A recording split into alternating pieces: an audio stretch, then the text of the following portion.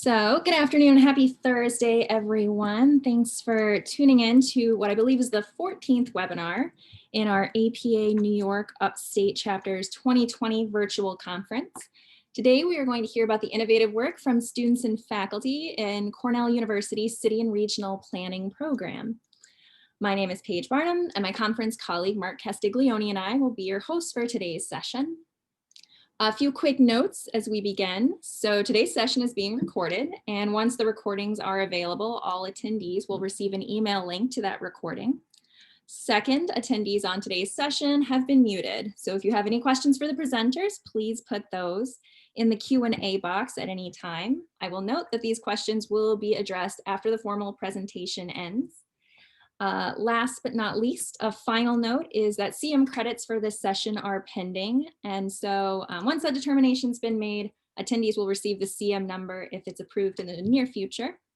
So now, without further ado, I would like to turn the proverbial mic over to George Franz, Associate Professor of Practice in the City and Regional Planning program, to introduce today's session. Yes, hi, Paige. Everybody hear me? Okay. Yep. Yes, thank you very much. Again, this session is actually a recording. Our students are scattered everywhere. And what we actually had was back on September 4th, a colloquium that featured these 3 student projects. And we taped it and we decided to try our hand at putting together a production and presenting it today. The 3 presentations, the first one is the revitalization plan for downtown Salamanca, New York. Then Professor Mildred Warner's team will talk about social services and the like for senior citizens, an aging population here in Tompkins County.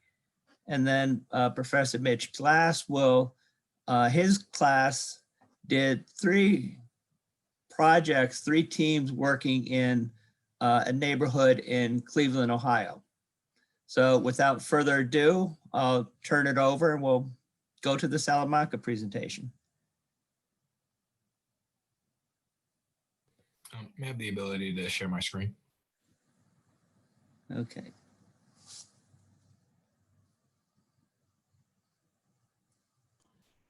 Should have it now.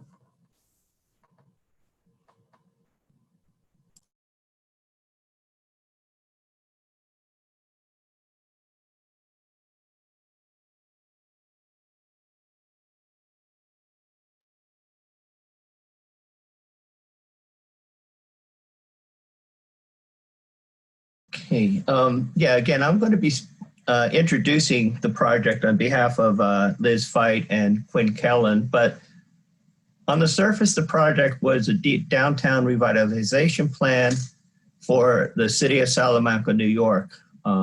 However, this project, the more important aspect of this project, beyond being a downtown revitalization project, is that it occurred within the context of 270 years of conflict over land, sovereignty, and literally the national survival of the Seneca Nation of Indians. Linda, thank you for that notation regarding the ancestral lands of the Cayuga Nation.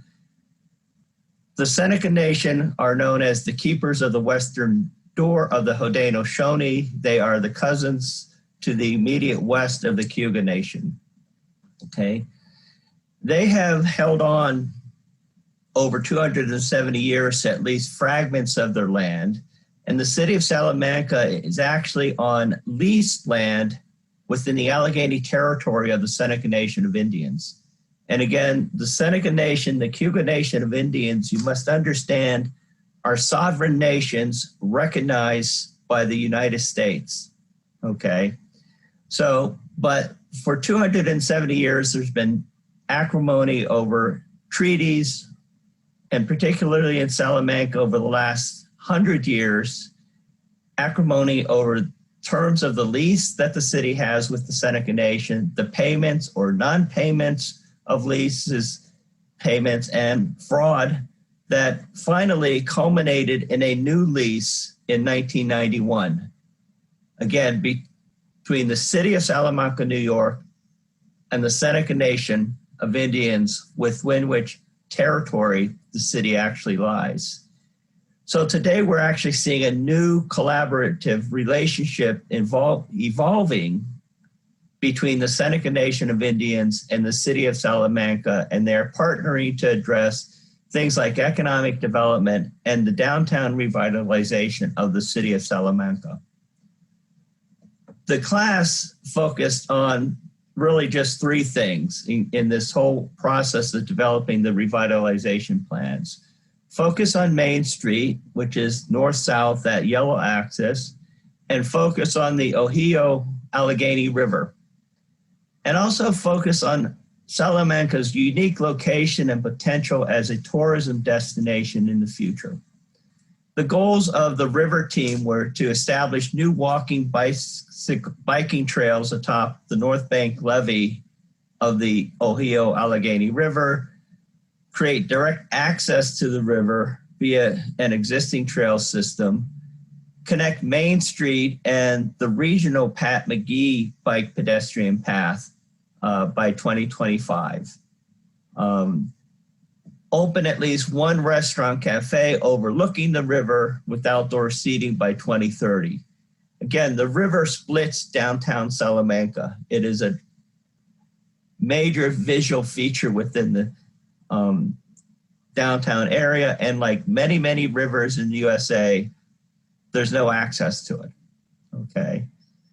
And finally, establish a river tour departing from Main Street and disembarking near the Seneca Allegheny Casino, which is about 1.5 miles away at the western end of Salamanca proper. Deliver the riverfront as a recreational resource for Salamanca and the Allegheny territory in general, and also as a tourism destination.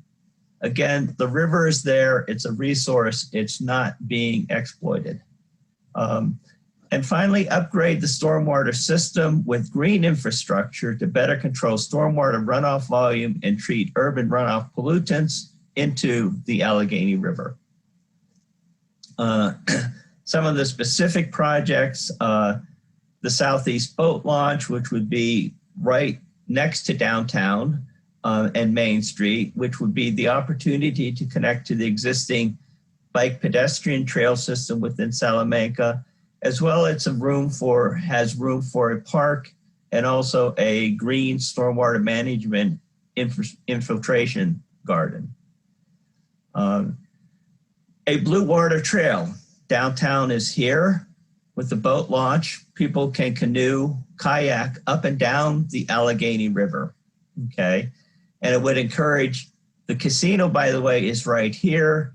So the boat launch and blue water trail could encourage visits from the casino, hotel, the Onosagwede Cultural Center here and the downtown, okay? And again, it's a way of getting people onto Main Street to shop, to go to restaurants, to promote economic revitalization on Main Street. Green infrastructure. Again, the Allegheny River has very high quality very high water quality upstream of Salamanca proper.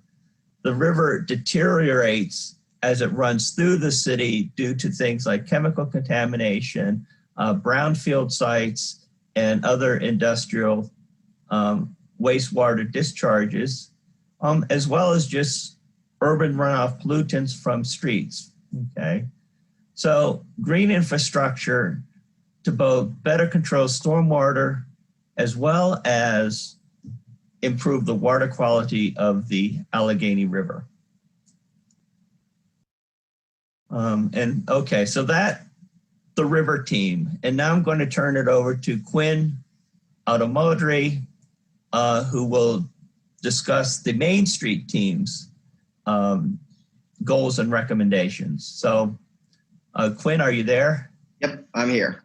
Thank you. Okay. Yeah, so I was part of the Main Street team, and essentially we wanted to help stimulate revitalization in Salamanca, specifically using Main Street and through policy changes to the built environment, as well as programming, and not only increase the number of locally owned businesses, but also the diversity of industries present. We didn't want this to be a project that would essentially trap them into, one type of business. We want to really open those possibilities up, create a more inviting street that would help to draw more people in. We have a few different possibilities that we'll have in this presentation. If you could, next slide, please. So right off the bat, the casino is one of the strongest businesses in near Salamanca. So we really wanted to utilize that, and a short-term goal that we recommended was the establishment of shuttling services between the casino and downtown, helping to bring some of those customers from the casino over towards the downtown to help kickstart that economic stimulation, that economic revitalization. Next slide, please. We also wanted to improve the aesthetic, but we wanted to do something that would not only be very affordable, given that it is a small town upstate New York, but also that would help to develop the community. And we felt that pocket parks, pop-up parks would be a great way to do that, informal and homemade seating, fun designs that would also draw in a younger demographic, which would also be very beneficial, improve the overall aesthetic of downtown, again, in an affordable way that would help to, again, keep that community development going on. Next slide, please. We also want to use policy to attract new businesses in combination with storefront revitalization. The revitalization of storefronts is a bit more complicated, given that a lot of these buildings are older. Some of them have fallen into disrepair. However, through policy, we came up with a few different suggestions for ways to incentivize new and smaller businesses to come to Salamanca that would take some of the economic barriers away from them and help make the Main Street a more appealing place to start to bring some of those businesses back. Next slide, please. Additionally, in terms of another long-term goal, we wanted to really revamp the entirety Main Street. We came up with a few different options to make the environment more walkable, more visually pleasing, introduce some mixed uses such as bike lanes and the aforementioned pocket parks, while also reducing the road. My apologies, everyone. It seems that the audio is out of sync with the video. One moment here.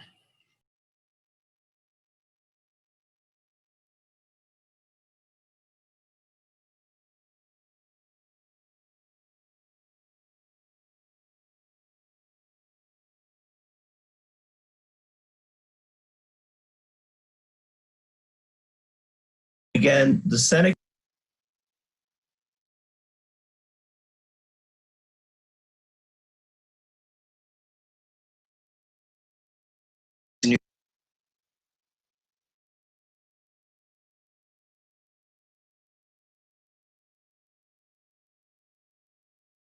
also expand it in the future had a lot of potential to make Salamanca potentially, a small art community, which again is going to draw a lot of people, help to further develop the connection between the already existing economic anchor of the casino, where there is a precedent for using casinos as a means to sell art, and having that connection built up more there, while giving artists who maybe are newer or do not have as many resources the ability to have residential and studio space in Salamanca.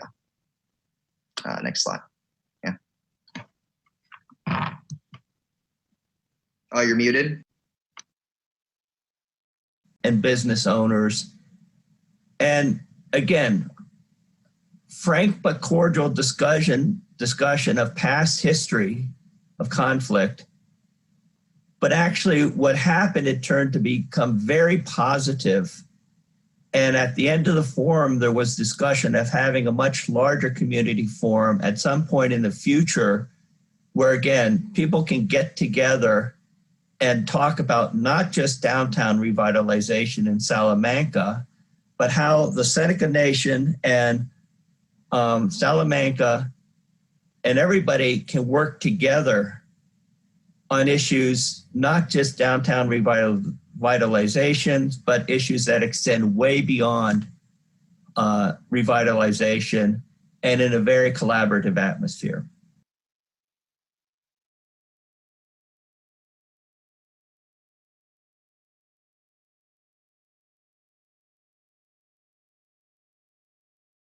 Pulling out parts related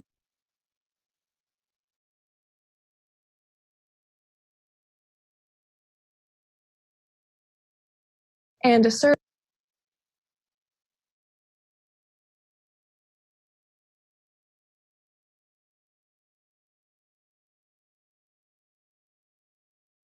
controversial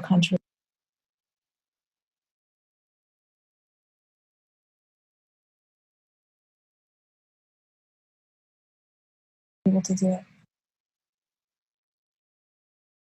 Coalition of local governments and organizations.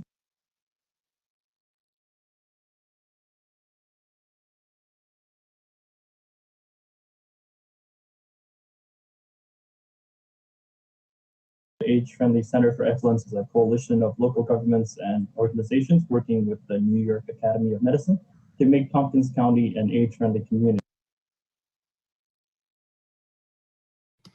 Sorry, I just want to note that this is Mildred Warner's project.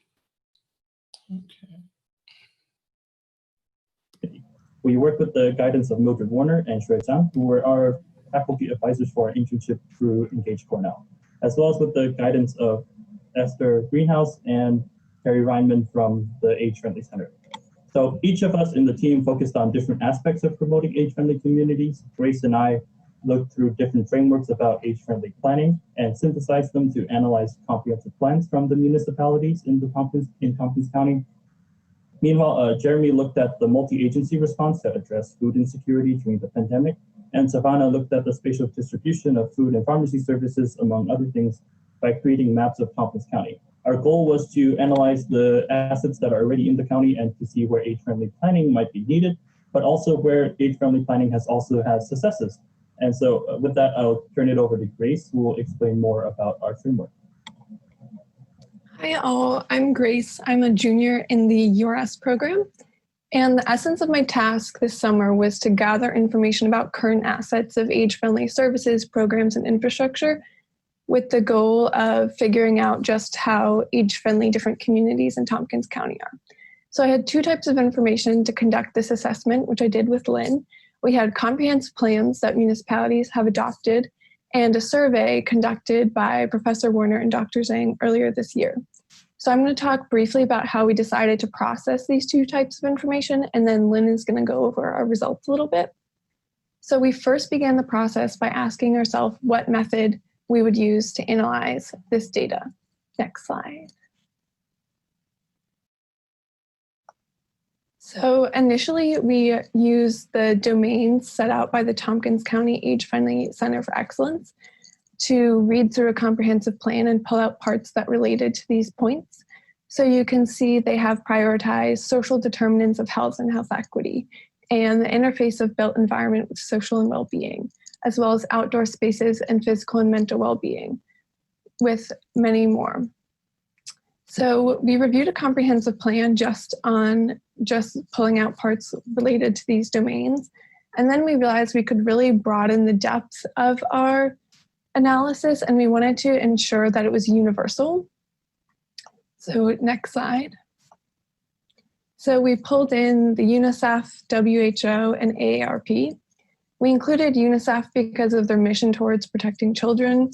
We chose the WHO because of their efforts towards considering all stages of life, And we chose AARP because of their national advocacy for seniors. So these organizations cover a huge span of interests, both globally and nationally.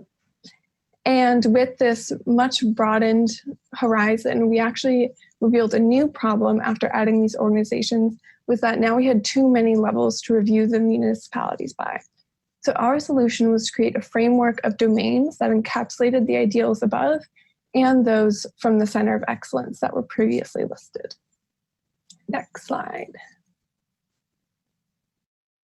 So a big part of our synthesis process, looking at all these different lists, was to find common ideas across them. So here I have an example of how each organization has in one way or another prioritized outdoor spaces.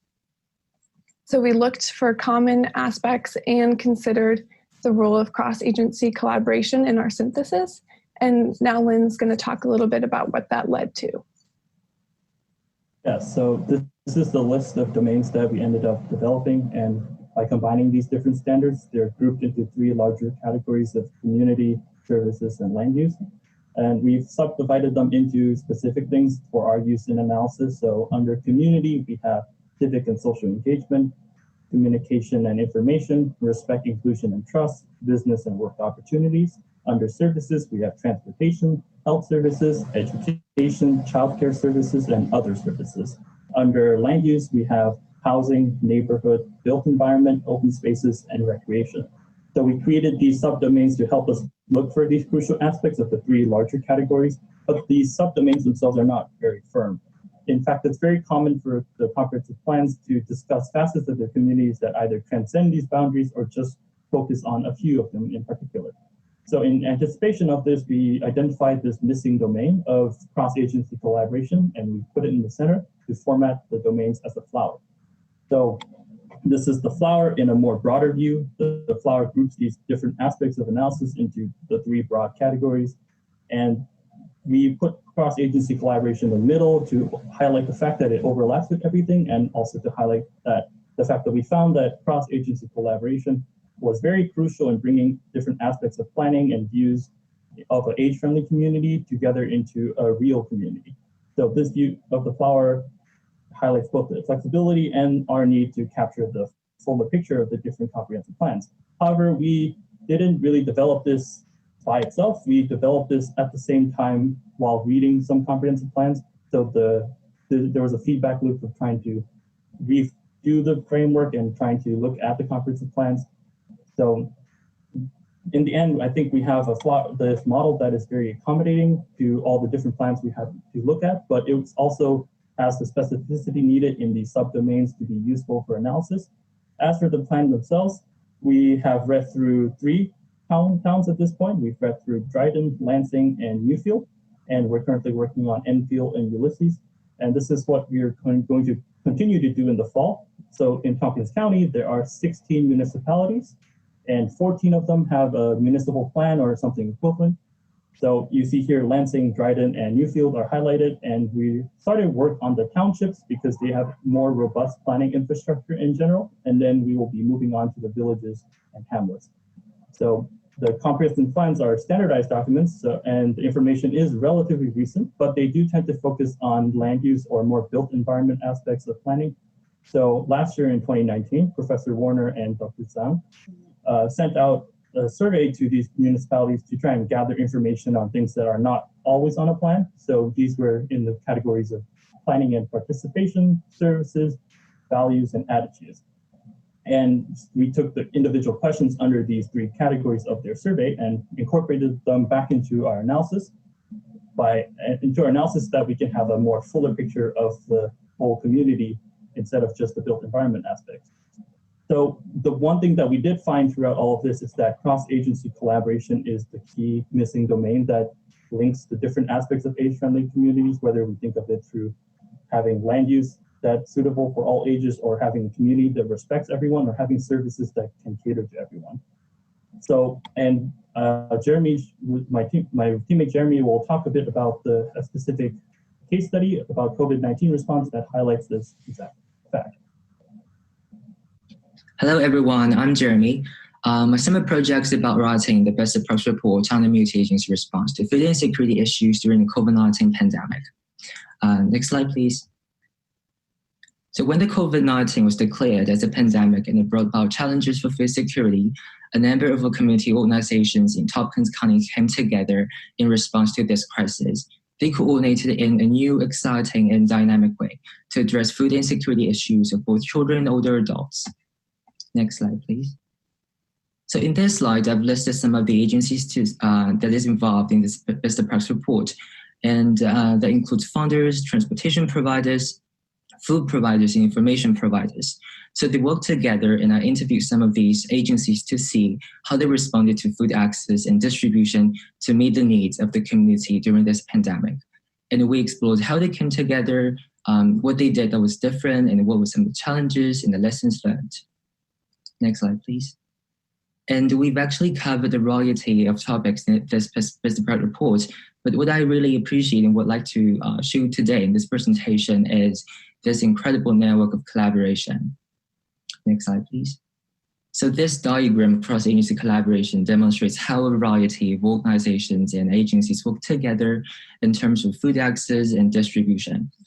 Just as Grace and Lane has mentioned in their presentation in the flower model, the cross-agency collaboration is the key that brings all these together. And my research in this best practice report exactly provides trusted information to it. The diagram is complex, and for the sake of time, I'd just like to pick up two cases about it. Next slide, please. So the first one is FoodNet Meals on Wheels. In the very beginning of this pandemic, FoodNet came together with United Way and delivered thousands of meals to people. They also partnered with the food bank, have delivered some emergency meal boxes, and with this support by the county office for the agent, FoodNet were able to procure some shelf-stable meals and deliver out to clients. Next slide, please. And the county office for the agents, one of the key players in this collaboration.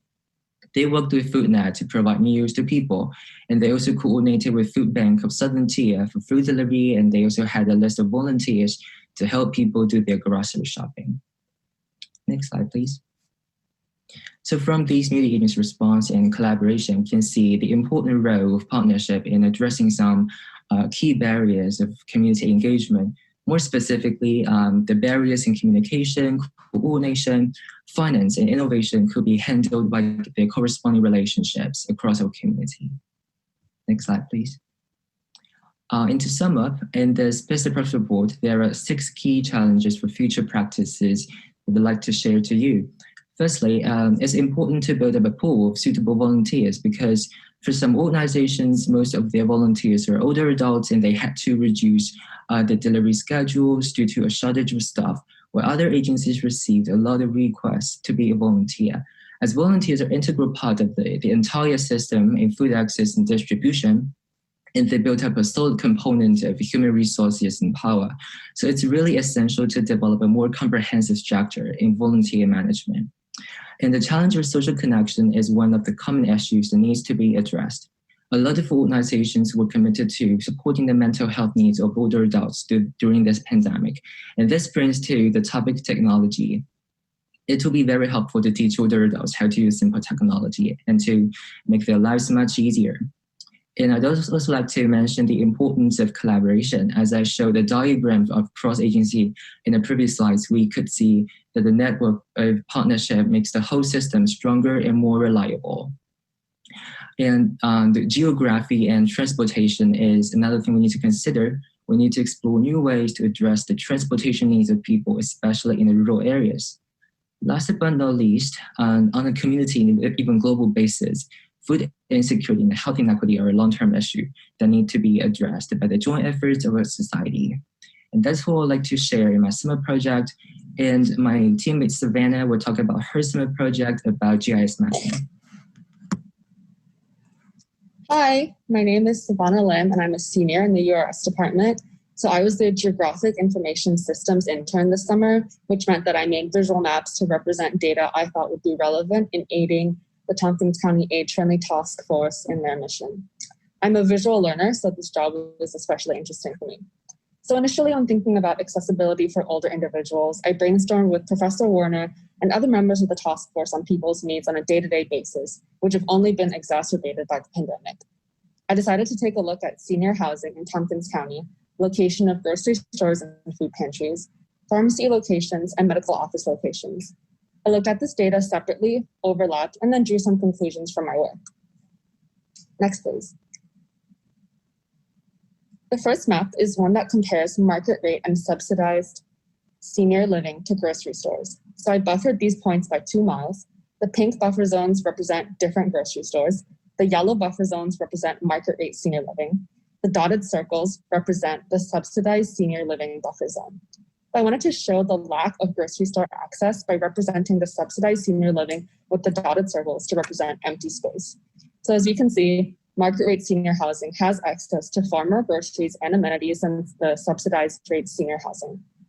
Next, thank you. A similar story. So the dotted circle again represents the subsidized senior living buffer zone, and the blue buffer zone is represented the blue buffer zone represents the pharmacy buffer zones. So most of the pharmacy buffer zones are clustered closely together in the center of Tompkins County. And what we can glean from this is that market rate senior housing has access, again, to far more pharmacies and amenities than the subsidized rate senior housing. Next map, please. So with this map, I was curious to see where the pharmacy stores and grocery stores overlapped and didn't overlap. So I made this map. As we can see, both services are clustered in the middle of Tompkins County near Ithaca and Lansing. Since the pandemic, delivery from these pharmacies has become essential. So outside of Ithaca and Lansing, there's barely any access to pharmacies. This is a really big deal. Next map, please. My penultimate map represents senior accessibility to medical offices. I wanted to show the lack of medical office access by representing the subsidized senior living with the dotted circles to represent empty space. And most medical offices, as we can see, are clustered in the middle of Tompkins County. So again, market rate senior housing has access to far more doctor's offices and other services than the subsidized rate senior housing. Next map, please. For my last map, I wanted to take a look at food accessibility in Tompkins County and see really where grocery stores and food pantries were in relation to each other and how accessible fresh produce really was. I was pleasantly surprised to see that many food pantries were filling up areas where there was limited access to grocery stores and fresh produce. I thought this was really interesting, and it seems like the Southern Tier Food Bank and others are already aware of these issues and are filling these gaps. Next, please. So in conclusion, there is a lack of senior living in Danby and Enfield. The food pantries are really populating areas with no grocery stores, but really more food access is needed. Market rate senior housing is way closer to services like medical offices, pharmacies, and grocery stores compared to subsidized rate senior housing.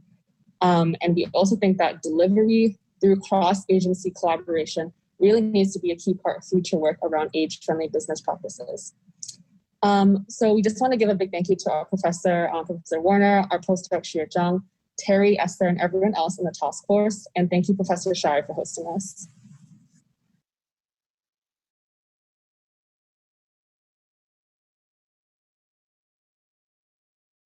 This workshop in the spring with Jeff Chusid, and we had about 13 students.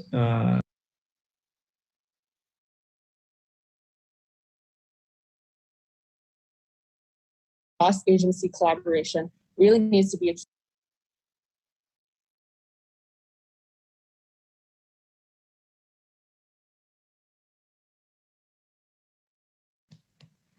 Wonderful job, guys. Really terrific with the research and so timely as well. I think one of my questions when we get to that point would be what is the next steps on this, and how are you going to be impacting people's practices on the ground? But that's great to see. Next we have Professors Mitch Glass and Jeffrey Chusid. And can you begin to share your screen? Yeah, I think Mike Oki is going to do that, but before he starts, I'll just give a couple-minute overview. My name is Mitch Glass. I'm a visiting critic in the Department of City and Regional Planning. I taught this workshop in the spring with Jeff Chusid, and we had about 13 students over 4 teams, and you're going to hear from 3 of those teams today. MidTown Cleveland is an area of Cleveland east of downtown that comprises about 5 neighborhoods. It doesn't encompass all of the neighborhoods. There are about 2,000 residents within Midtown itself. It's basically a CBD district that was created in the 1980s. It's an area that's severely impacted by redlining policies, urban renewal, and loss of manufacturing jobs over the years. So really a place that's been down on its luck. But what happened about 10 years ago was that the city and the state of Ohio built a world-class BRT line right through the community and connected downtown to the west and Cleveland University Circle to the east. University Circle is a place where Case Western Reserve University is. It's a place where Cleveland Clinic is. It's a place with a lot of money, huge institutions, cultural institutions. And downtown has seen a rejuvenation based on this BRT line. Lots of investments really on the bookends with Midtown in between, not really seeing some of those benefits. So we had a client in CDC in Midtown. Their name is MidTown Cleveland, Inc. And they asked us to take a look at the community outreach and aspirations that they received in 2018 and 2019 through some really interesting community outreach. And really our goal was to translate those needs and desires into physical form. So that's what you'll be seeing today. Mike, go ahead.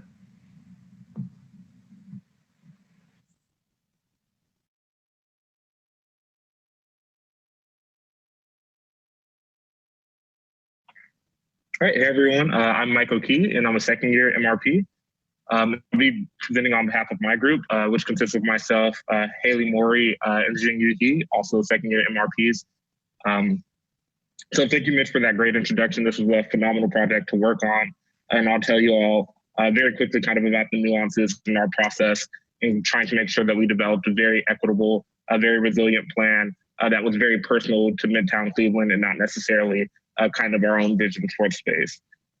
So like I said, we'll walk you through kind of the story of the neighborhood and expound on what Mitch said. We'll take you through our process of kind of analyzing the strengths of the site, the weaknesses, and some of those opportunities. And then we'll take you through the 3 sites that we actually designed and how those are interconnected both to the vision that Midtown Cleveland had for their neighborhood, as well as the vision of the greater Cleveland area. All right, so like Mitch touched on, the area is very historic. It has some really amazing architecture that you'll see come up in a lot of our proposals.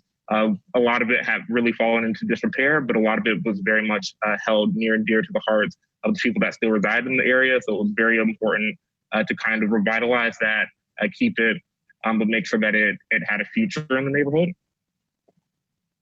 So we started out, of course, by doing a site analysis, analyzing some of the recent developments that had come into the neighborhood, and using those as a catalyst for what could be, and mixing those as well with the historic sites. So there are some new hotels, there's a lot of new businesses as well. There's a new market that we spent a lot of time in that has really great food and really activated the neighborhood, and we wanted to know how we could expand on the new developments that had come in. So one of the things that we wanted to make sure we had in the background of all of our plans was that we're 3 different individuals. We all consider ourselves urban planners, and we were foraying into urban design. But we wanted to make sure that we didn't let kind of our own perceptions overshoot what the neighborhood wanted. And the way that we kind of kept ourselves in check was that Midtown Cleveland had hosted a forum or a listening party where they had kind of solidified a list of what the community prioritized, and we were able to consistently cross list and go back and check, okay, we want to propose this space here. Is that what the community said that they wanted? We want to propose this development here. Is this what the community said that they wanted? So it was a really, really great lesson in kind of being remote, doing a lot of the work here in Ithaca, and every time we wondered, is this the most appropriate thing to be doing because we couldn't have as much contact with people as we'd like to, we were able to refer back to that list of their priorities and make sure that they aligned. So more site analysis, and I'll kind of get to how we chose these specific 3 sites, but as you'll see, they're not contiguous, but we had a plan to make them.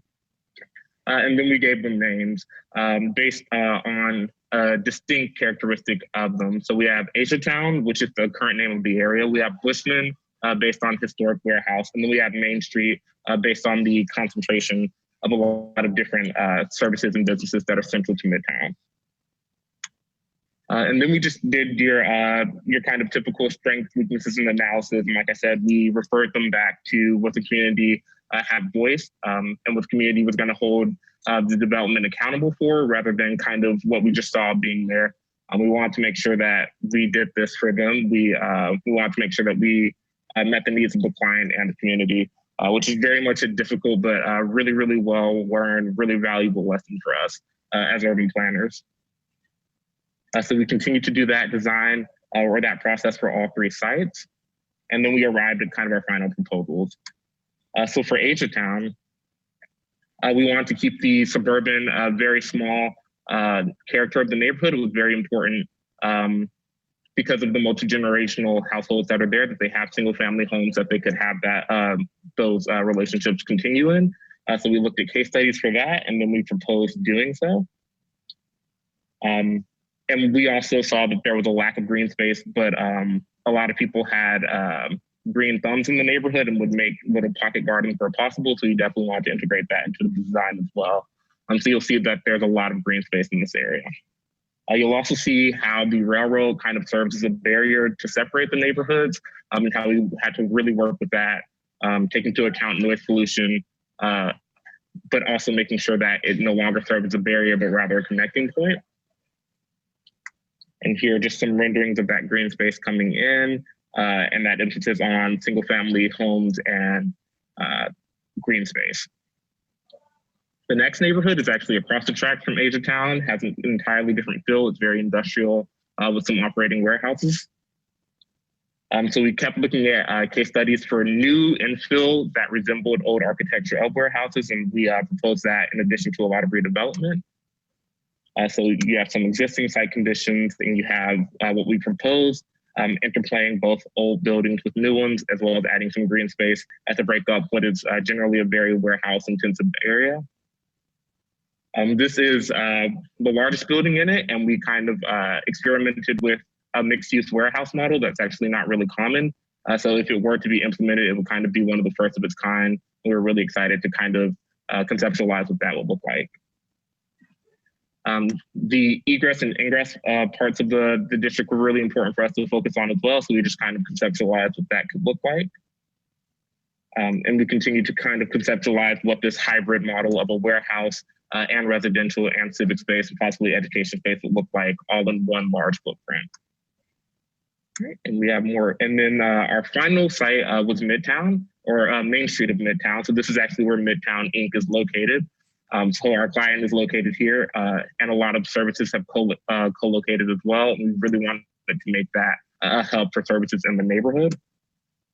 So we continue to look at case studies, one locally in Ithaca, of how to mix residential in a way that's conducive to walking and making sure that pedestrians feel safe in order to access all those services on foot. So this is kind of its current footprint. This is what we proposed. We added a lot of residential and a lot of underutilized parking. And then we continue to conceptualize what it would look like to kind of take back a lot of that parking and take back a lot of that underutilized roadway and make it pedestrian friendly. Okay. And we just continue to kind of visualize what this could look like. And for the final time, I'll kind of hound in how important it was for us to continue to cross-reference what the residents of this area wanted, in addition to what MidTown Cleveland kind of cited as the needs for the area. We're pretty confident that we were able to do so despite all of the craziness that happened towards the end of the semester. So that's mine, Zingyu's, and Haley's project on MidTown Cleveland. Thank you.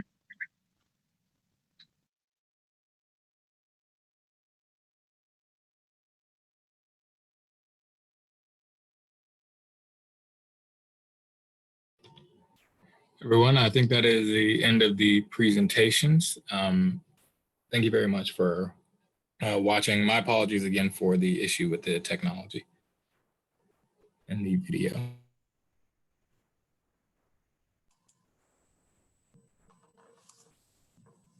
All right, well, thank you everyone for the informative presentation. I know we still have a few folks with us that participate in some of these sessions, but you know, we're living in a very interesting time, and I think a cross current of the projects that we saw in the presentation really brought to my mind some of the challenges that we're facing today and some of the issues that we're trying to address as a community of planners in upstate New York, and I think more broadly in our country.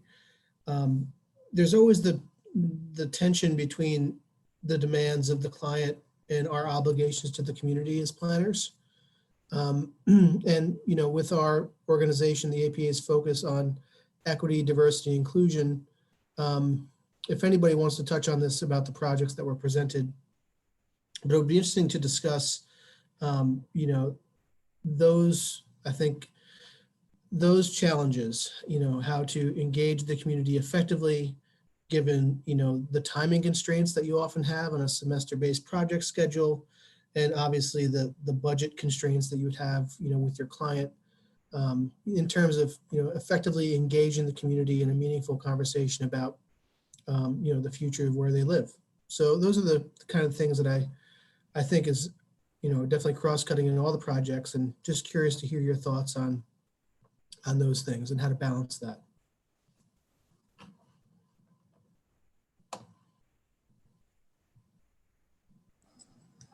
Hello, Mark. This is George here. And again, folks, really apologies for the technical problems we've been having with this particular video. It's been an educational experience for us here at Cornell. But I think one of the key things that what my students commented about the field workshop was that just understanding the history of the Native Americans, the Haudenosaunee, the Cayugas, the Senecas here in Western New York was very useful to them, because it's not something that is taught in our schools. And when they start seeing how the land was transferred from Native American sovereignty into Anglo-European ownership, it was quite an eye-opener for them.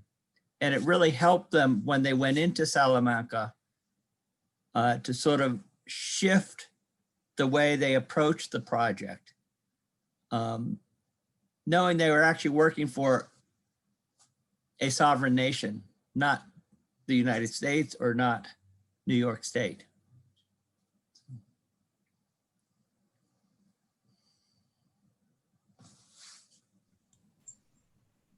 All right, we're 6 months in. I still fail to unmute myself on webinars and Zoom meetings, but very interesting perspective on the independent nation.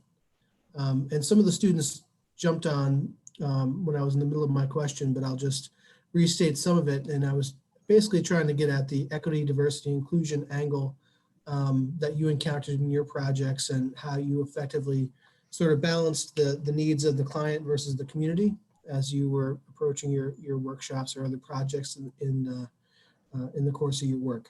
So if anybody wants to tackle that one. Yeah, Mark, I can speak to that. This is Mitch. And, what worked for us was that the CDC we were working with, MidTown Cleveland, Inc., was the community, really.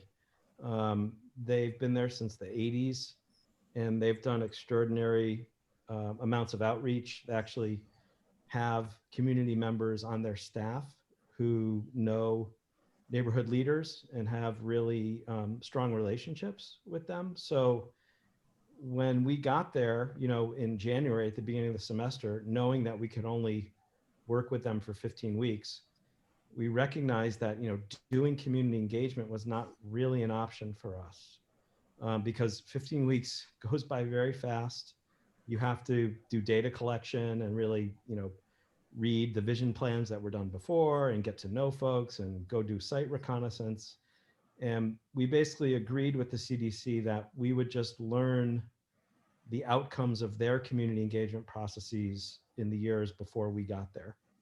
And so it's a little deficient, and it's something that I've been struggling with as a faculty member at Cornell, doing urban design work, urban planning work, is how do you capture community needs and desires, within this limited time frame, because you don't just want to do this for the students. It needs to be valuable for the community, right? And so, next semester we're doing a project in Cleveland, just to the south, where we'll actually be doing some community engagement. And we're going to be hiring project ambassadors from the community, high school seniors or young college age folks, to kind of be our eyes and ears on the ground. And even though we won't be able to go there because of the pandemic, we feel like we're attempting a new methodology to do this kind of outreach up front, and have real contact that informs our planning work. I think that's collectively going to be a significant challenge for the profession moving forward and reorienting our work, knowing the constraints of time that we have to work within, and budgeting appropriately and thinking creatively how we include upfront in our work more time for community engagement if it's needed, because I think that oftentimes, because of various constraints, is something that gets overlooked or is not prioritized as it should be. But again, there are tremendous constraints that we have to work within. And, I think your program and the work that's been done by the students here at Cornell really demonstrates the balance between, academic learning and community service really well. So I applaud all the students for the work that they've done. I'm not sure if anybody here is on or can speak about the food access for seniors project. But that was one of my favorite presentations, because my senior project when I was in graduate school for planning was focused on senior housing. So it opened my eyes to a lot of the issues that we're having with senior housing, and particularly with an aging population. And I was wondering, related to the food access project, whether there was any examination of the transportation access for those more far-flung, publicly subsidized housing areas for seniors. Yeah, I think I can answer this question. So in my presentation, we've discussed about the multi-agency response to food insecurity issues in our Tompkins County. And from these multi-agency response and collaboration, you can see that the important role of partnership in addressing some key barriers of community engagement. And however, there are many barriers in communication, coordination, finance, and innovation that could be handled actually by their corresponding relationships across our community. So more specifically, for the barriers in communication, we need to maintain a trusted relationship where people can get connections easily. And for the barriers in coordination, we need to improve a collaborative relationship where diverse agencies can each play their role in the whole food supply system. And for the barriers in finance, we need to build up a supportive relationship where the organizations can get consistent financial support. And for the barriers in innovation, we need to maybe explore a dynamic relationship where the organizations can take innovative approaches in response to those crises. So actually, I think the main challenge that we need to conquer in the food access and distribution is mainly could be handled or could be promoted by the cross-agency collaboration. That is very important to make these partnerships more possible.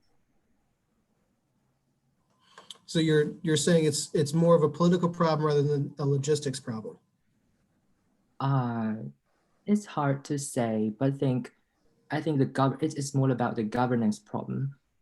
We need to find a new and dynamic way to address those public issues to make the multi-agency collaboration more possible by just combining these different agencies together and to understand the different power, how they can fuse those dynamics into a higher level to make this collaboration possible. Great. That's a great observation. George or Mitch, do you have any closing thoughts for the session?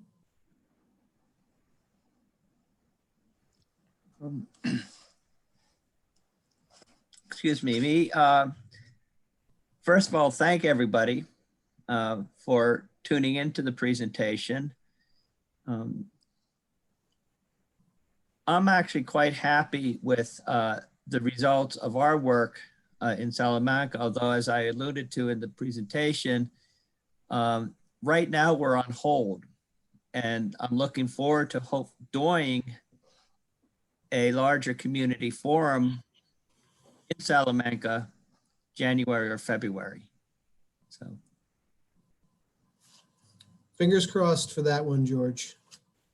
yes, fingers crossed. Well, thank you to Professor Franz and Mitch Glass and the students for joining us in this dynamic presentation today. Great job, and it's always fun to learn about the important work that our planning students are doing to serve communities in upstate New York. So thank you again to our attendees. Stay tuned for our next webinar scheduled for November 4th at 12 p.m. Data forward approaches to hazard mitigation planning. All right. Have a great weekend. Take care. Thank you, Mark. You too. Take care.